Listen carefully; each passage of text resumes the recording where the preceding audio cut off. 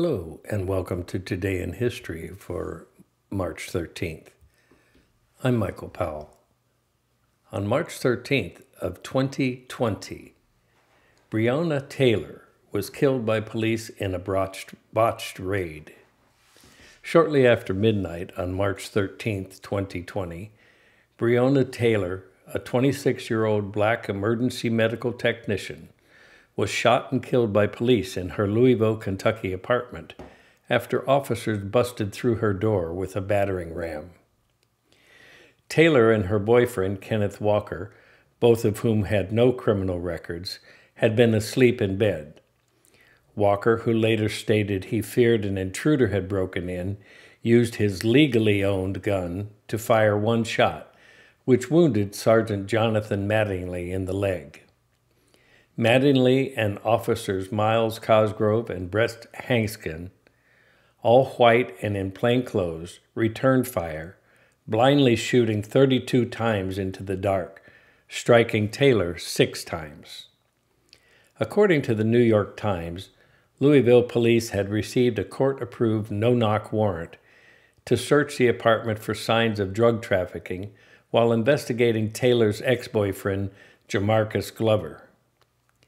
Those orders were changed to knock and announce before the raid, the newspaper reports.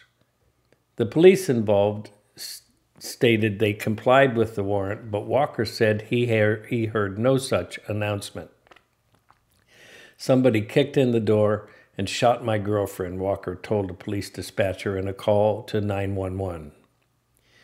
The 3 officers were placed on administrative leave pending an investigation. Walker was arrested for attempted murder of a police officer, a charge that was dropped May 22nd as the FBI, Department of Justice, and Kentucky Attorney General began their own investigations, according to the Times. No drugs were found in the apartment. Following an internal investigation, Hanskin was fired from Louisville Metro Police Department June 23rd for violating procedure and was indicted by a grand jury on September 23rd on 3 counts of wanton endangerment, as bullets he fired entered the neighboring apartment with people inside. He pled not guilty. In March of 2022, he was acquitted on all 3 counts. Kentucky Attorney General Dan Cameron told the grand jury that Mattingly and Cosgrove were justified in returning fire. No charges were brought against either man.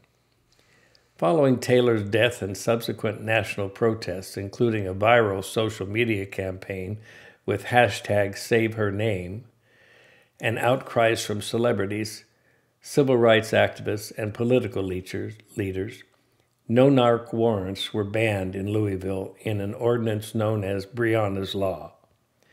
The city also agreed to pay her family a historical $12 million in wrongful death lawsuit settlement. No-knock warrants. Not necessarily the best idea, but sometimes necessary. For Today in History, I'm Michael Powell.